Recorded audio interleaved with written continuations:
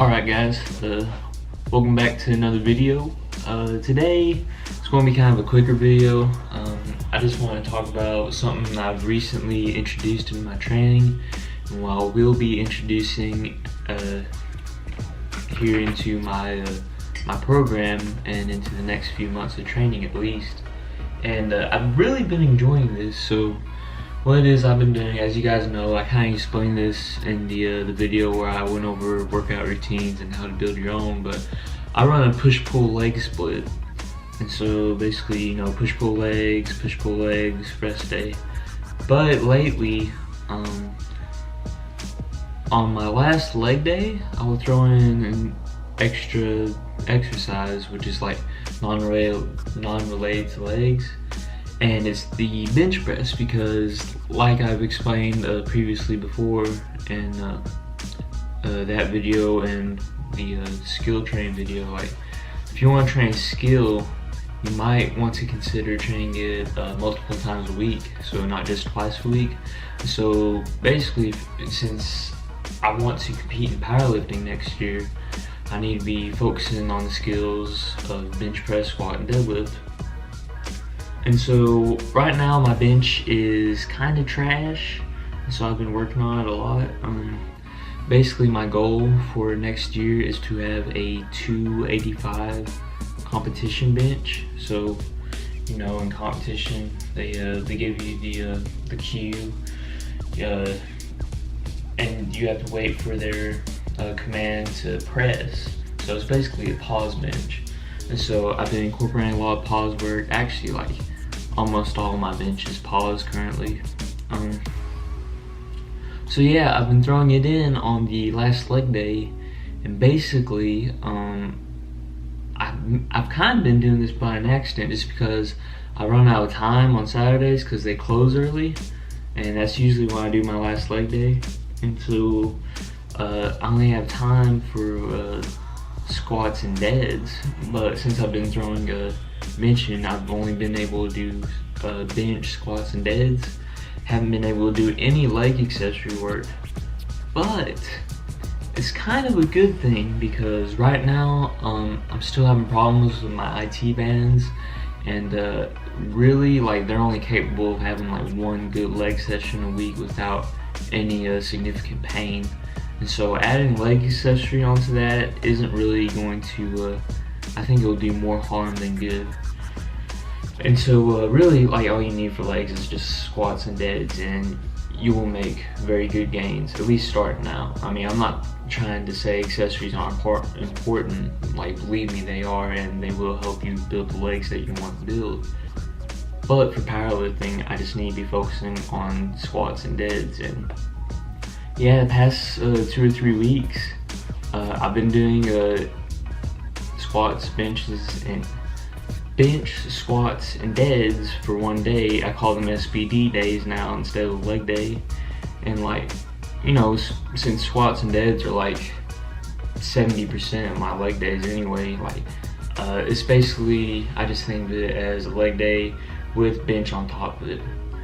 And so yeah, I'll have some I'll probably have some clips of the last SBD day up on the screen.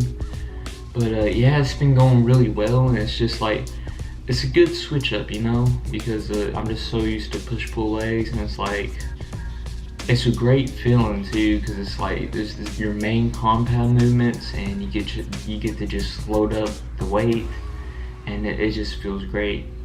It's hard to explain. It's like, you just need to try it. It's very releasing. Like, it just gets you, like, as soon as I get done with squats, like, I feel great, and then bench, it just feels good too. And then it's just like, it makes you feel like mentally, like, I don't know, it's like just the big 3 compound movements that everybody should be doing and incorporating in their training, and you incorporate it into one day. It makes me feel like a powerlifter, like I'm working towards something. But yeah, I've really been enjoying it lately, and so basically that is the last day of my split out of the week. Take a rest day, and then back on Monday, I get back to my push day. So basically right now I'm benching 3 times a week, and then squats and deads I'm trying to do 2 times a week. However, the last few weeks, because of my IT bands, like I said, I'll really get like 1 good session of squats and deads.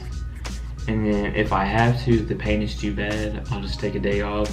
So squats and deads 1-2 times a week, and then bench, like I said, is 3 times a week currently. And that's probably going to change up as soon as like my legs and lower body is just like 100% like ready to go, because my goals for my squat and my dead, whenever I decide to compete, like I really want to get like a 420 plus squat. And then I also want to get a 500 plus dead. So for those of you that don't know, my all-time maxes for the big 3 lifts is bench, technically 265, but just for like powerlifting purposes, I'm going to say it's 250, because that's the most I've done on pause bench. So 250 bench, 365 squat. And the last time I touched 365 was last March for every single, and it's been over a year since I maxed out with 365.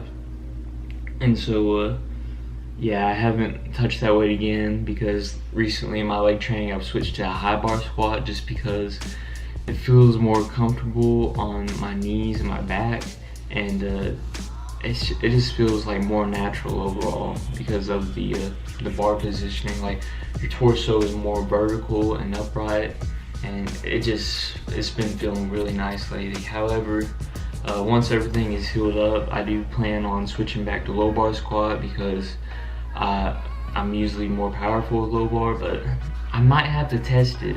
It might be a video that I do in the future, testing my high bar squat versus my low bar squat and seeing how they compare, because used to, like, my low bar squat was much higher, but since I've been doing high bar squats, I think they might have actually like equaled out or be stronger than my low bar squats. But yeah, I'll have to see about that. That'd be interesting comparison to do. A deadlift, I have hit a 455 deadlift, and that was last December. And so the last thing that I pulled, which you saw in the last video, was 440, and that moved pretty good. And so I think I can hit somewhere between 460 and 470. However, I don't think I'll be maxing out on deadlifts again until probably next month or maybe even January. But in competition, I really do want to pull 500 plus, and I think I have the ability to do so. And right now I'm not sure where or when I'm going to compete, but a general guideline is going to be next spring.